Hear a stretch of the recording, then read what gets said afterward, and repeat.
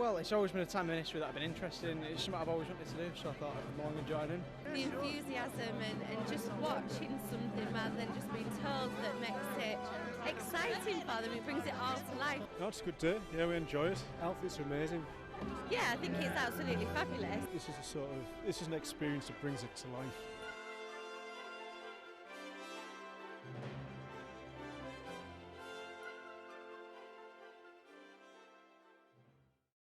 My name is Ted Jones. I've been involved in reenactment of all sorts for about 32, 33 years, but with the early medieval period for about 30 years. The reason I started in Regia was actually I pre-exist Regia. I was one of the founder members of it, so there wasn't a Regia when I started. The reason I started reenactment was there was a few reasons, one of which I had a very bad temper as a young man. When I was 16 or 17, I needed an outlet, like a lot of young lads do. I tried martial arts and I found it too disciplined for my taste, and I found that doing swords was a little less disciplined. I would consider myself a jack of all trades. I'm one of the longest serving members in the society. There's probably only half a dozen people that have been in longer than I have. And in that time I've picked up all the skills I need to be a reenactor. So I make leather work, woodwork, metal work, textiles. I can cook over a fire, I can light a fire, I can chop firewood. You name it, I can do it. I don't see myself as an expert in any particular field, although a lot of people think I'm an expert in making leather work, particularly sheaths and scabbards for swords and knives. That's what most people would see as my expertise, I think. But that's just one of the crafts I like doing, really. This is my workshop. I use it for everything, so woodworking, metalworking, some stage of the leatherworking. I do use power tools for some jobs. The early stages of a lot of jobs use power tools. Try and always finish them by hand. That's to make them more visually authentic, but also it's more satisfying as a craftsperson to do that. So sorts of things I'd make in here would be knife blades. You literally start with a lump of metal and end up with a knife. So it's very messy, very dirty, very noisy. So you wouldn't want to do that anywhere else. But also when you're making things like shields, which is what's under construction at the moment, a lot of that is messy and noisy. So riveting is always done in here, all that sort of thing. I'm a little obsessive about blades, edges, so I buy the best tools I can afford. So particularly with chisels and knives and saws and things, I spend quite a lot of money, have in the past. Once you bought them, you don't need to replace them very often. The table machinery can be very expensive. You don't need all this. I've been doing it a long time and collected bits over the years, and because I sell kit, it gives me some money to invest in, in the craft work. I don't know. Short answer. Probably £6,000-7,000 worth in here, I would have thought. But I don't think I've got any more talent than anybody else, but I've got a lot more repetition. So shields, I've made probably 300 shields. Most people have made 2 or 3. So you'd expect I've learnt a few tricks over the years. Same with knives or shoes, or these are things that are not massively difficult to make, but you can't expect to get them right on the first or even the 10th attempt. And most people never make more than 1 or 2 of them. So they never get to the point where they're comfortable with the process. The reason we formed Regia as a society was that in the late 80s or the mid 80s, when I was started doing reenactment, the standard of authenticity was very poor, and we wanted to do it right, and we couldn't influence the society we belonged to at the time, so we created our own, and that's how Regia Anglorum started, as a 10th, 11th century society who put authenticity at the focus of what it did. The members get lots of things out of being a member of this society.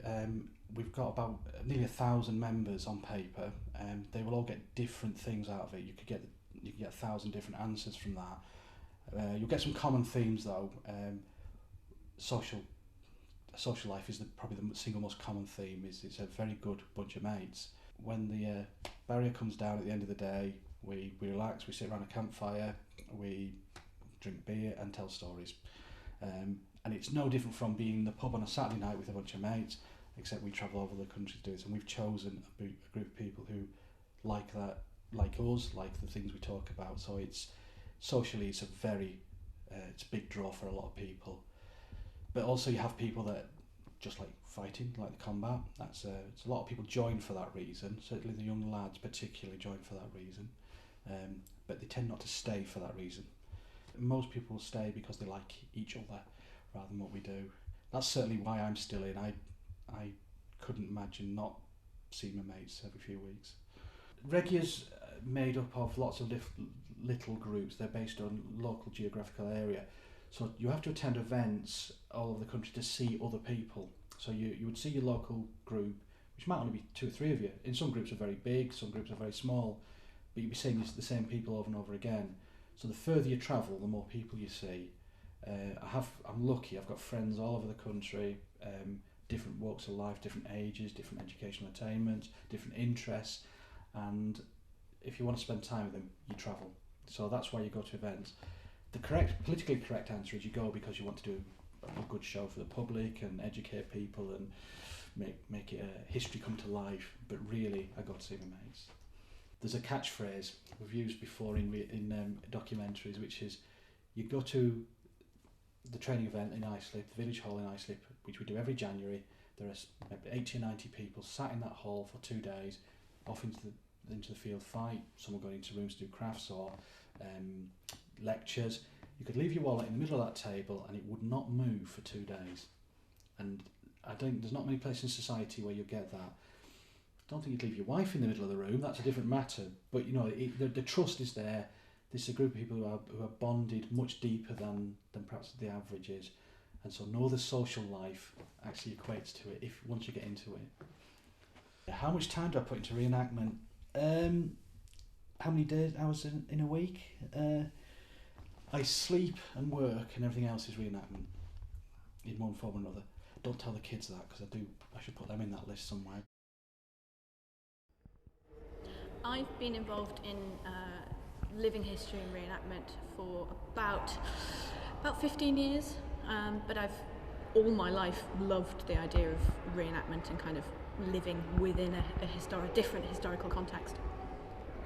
About seven-ish years now. Yeah. I've always been a history geek, so. I'm really, really lucky in that this is my day job. I do workshops in schools and museums, as we're doing today. So I think I'm the luckiest person in the world because I get to live it as well as, it is kind of my life. And I stay at home with my daughter, so I'm a stay-at-home dad. I've been a renal transplant patient, which means I've had a kidney transplant all my adult life, which is about 25 years. I had my first transplant when I was 21, and I had my second transplant 4 years ago. Because of the job situation, the way it is at the moment, I couldn't get a job. No one would employ me because of all the hospital appointments and the pure kind of logistics of getting me into a work situation. So I was really lucky because my husband said, "What would you like to do?" And I said, "I want to do living history and I want to do it in schools." And he said, "Well, I'll fund you for the first little bit and then we'll see how you get on." So that's kind of how I started. And I started this business about 2 years ago. We do all kinds of very odd events as well, but all brilliant, obviously. More cases what we don't do. Yeah, we do schools. Schools are great. We do a full day in a school with the kids, and that's amazing. But we do things like this. We're in the World Museum today in Liverpool.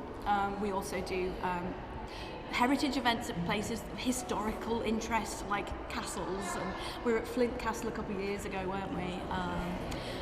But we also do any kind of events, really. I do a lot of charity events because I also advocate for a charity. So we do lots of fundraising stuff. So you can find yourself in a car park sometimes with a table full of Viking stuff, doing, I don't know, anything with the kids, just making cords or making friendship bracelets, just to kind of get yourself out there. So much of history is about learning dates and reading in books and being told things. The great thing about this is it's all hands on, so you get to feel the weight of chainmail. You get to make something for yourself. Sometimes some of the workshops we do, the children or the adults make things that they take away with them, and while they're making something, then you can kind of put little snippets of information into their heads, and they don't even realise they're learning, which is learning amazing. by sneakiness. Yeah. So yeah, I think living history is so important because it brings what can be a kind of a dry and dusty experience completely to life. I think it's important to educate people about all eras of history. I think the reason I think we've probably chosen this era is because we really like it. I mean, I don't just do the Vikings, I do the ancient Greeks as well. And the ancient Greeks were what I grew up with. I discovered the ancient Greek myths, and that's how I fell in love with history. But I think that the reason this era is important, it was a great era of change in Britain, the Viking Age. It was the birth of Britain as a country, yes, which is yeah. very important. Yeah. You know, this is when all the separate kingdoms become one country, and that's a very important part of history, I think. And also, especially because of the local connections in this part of the world, because the Vikings came here, they settled here, they raided here. What we're about is actually imbuing that sense of self and place in history to children, because they can walk out of their house and go, I know the Vikings were here. Where I stood is the place where a Viking might have stood, 1,000 years ago, and that's hugely important and kind of gives a child a sense of place and a sense of community, I think. What I like is when you show a child how to do something and they're kind of like, oh no, I can't do that, and then they get it. And there's such a sense of kind of, yeah, I did that, a sense of empowerment.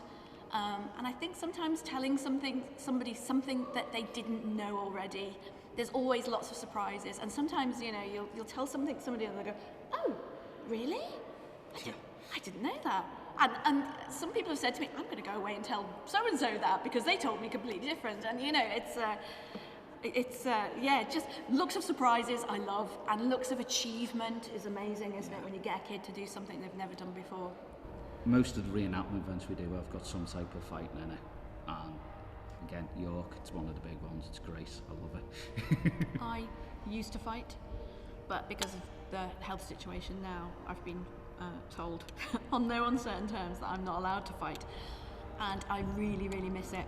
And I took up archery just so I was doing some kind of combat. So the archery is kind of my second choice. I love archery, don't get me wrong. I absolutely adore it, but I do miss the fighting. I'm Sean Jones, and I've been involved in reenactment for about 4 years now.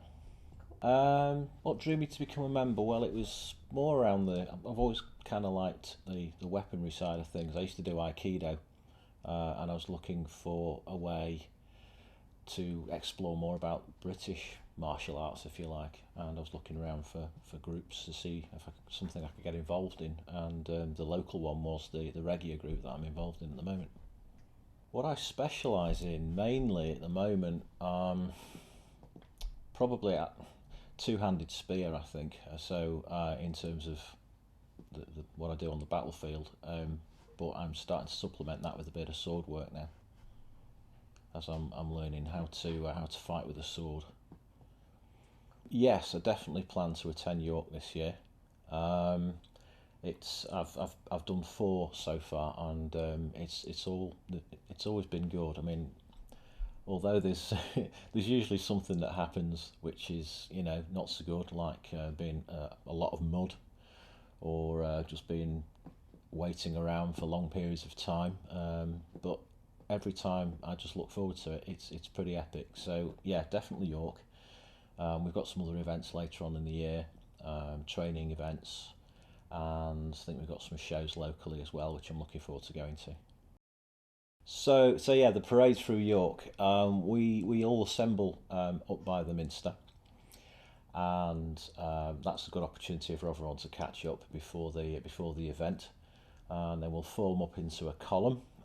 We will march through the town centre, and all the crowds are lining the route, taking pictures, and we're shouting and banging spears on the ground and jumping out at passers-by and just generally having a really good time. I think it makes an impressive sight to see a column of armed men in all the gear, authentic gear and everything, walking through a shopping centre. It's not something you see every day. And yeah, of course, people sort of want to take pictures, and it's pretty unusual. It feels like being a celebrity for the day, to be honest, because everyone wants to take your picture, and you can just see everyone's enjoying it. So yeah, it's cool. What I'm looking forward to most about York, I think, is the whole day, really. I can't put a finger on one particular aspect of it. I think it's got a lot of different things that I'm looking forward to. I'm really looking forward to seeing all my mates. I'm looking forward to doing the parade through York and shouting and making loads of noise. And I'm looking forward to the battle at lunchtime, and I think there's one in the evening as well. They're usually pretty epic, and there's a good crowd, so the crowd gets right behind it. And yeah, it should be quite good. Attending events is different to training locally, because you get to meet other people from other parts of the society. So we've got links, the Cheshire group's got links with the Wirral group and also with the Lancaster group, and we're all good mates and we get on. So it's nice to be able to go to the shows and meet those guys. Plus, it's all about getting into character as well, and you know you're going to have a fight to do as well, and a battle, and it's the whole thing really is quite exciting, and I always look forward to them. I really enjoy the battle side of things, because there's a competitive element to the fights that we have, which, you know, there's an element of skill involved in that because it is competitive. I really like that aspect. But I also like the show fights as well, and putting on a show for the public. It's good fun because you can see them enjoying it. They love to see us get mangled up on the battlefield and die horribly. And yeah, I like putting the show on for them. Plus, wearing all the kit is pretty good fun as well. You know, I love to wear all the chainmail and the helmet, and it's cool.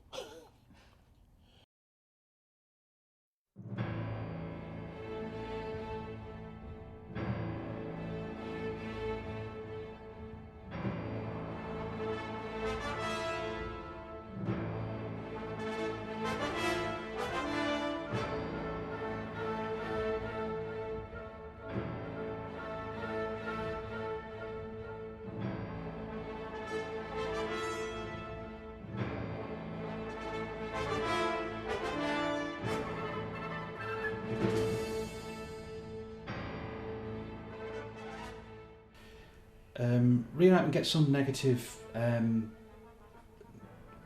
visualisations. I think, you know, some people think we're a bunch of weirdos, geeks, nerds, sad sacks, and they're right, we are. But we're also quite normal in a lot of ways as well. I think we're quite proud of our geekery as well. You know, we do obsess about fine details. We've got people with very high autistic quotients, and we value that. You know, as we do talk about. There's a lot of war games, there's a lot of sci-fi geeks, there's a lot of computer geeks in the society. That's fine, you know, we embrace that. The general perception I've had from when I told people what I do when I was working was a bunch of virgins in a field hitting each other. That has never been the case, but it is the public perception, due to the media, I think, mostly. And then there's some people that look at it and go, actually, that's quite cool. So it's two sides of a coin, really. I think the media coverage of reenactors, I think there's elements of the media who like to portray reenactors in a negative way and poke fun at them. But I think that's part of the way that reality TV seems to work. I think there are elements in society that like to point and giggle at people who are different. I think that is a minority, and I think on the whole, when we've done stuff in the media, I think it's been generally very positive, and I think, you know, the response from the crowd is enough for me as well. You know, I think they really appreciate what we do. They certainly seem to enjoy themselves. So that makes it worthwhile for me. So I don't really care what other people, other parts of the media say about reenactors. I know the people as they're some of the best people in the world. So they can say what they want for me.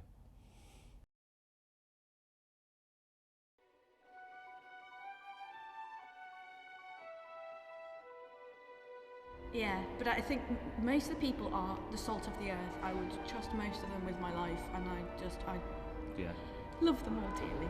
The social side of it's a big thing, which I'm sure you've heard before. That I've got the best mates I've ever had in my whole life through this hobby. People that are always there for you no matter what. Getting out the real world. Getting, camping in the middle of a muddy field when it's absolutely chucking it down, the wind's blowing, and you're sitting around a fire with your mates, laughing about something so utterly stupid. That and the history, but it is the social. People come for the history, and it's the social side that tends to keep them. Yeah. It really is. You wouldn't voluntarily sleep in a hall with 100 farting, snoring men, unless you were really enjoying the rest of it, I think Regia has done an awful lot for my social life. I think I've met a lot of wonderful people. I've got some great friends in the society, and it's really bolstered my social life. Yeah, I thoroughly enjoy myself. I think the only way I wouldn't take part in reenactment as a hobby is if I'm so busy with doing it as a job, then it kind of means that it's getting in the way of my holidays. That's the only way I can see me not doing it. I mean, most people who do reenactment carry on way into their 70s and some into their 80s. Yeah. Can I foresee a time when I start participating in reenactment? I guess there will be, because the travel is what stops you. I'm getting to an age now where I'm not as physically robust as I once was. I need the comfort of my bed. I can't sleep on the floor anymore. So camping and travelling will probably stop me. I just don't see it being any time soon. We have members of society that are into their 80s, regularly attend. So as long as I stay fit, I don't see any reason why I would want to stop doing it if I get wheelchair bound. I might have to, but then I'll keep working on that. I just think I'm fortunate to be doing what I'm doing and to have the opportunity to do this, because I have met so many great people and so many talented people and knowledgeable people. I think the friends that I've made in Regia are just brilliant. I think I'll have to prise my sword out of my cold, dead hands before I give up reenactment. I love it so much.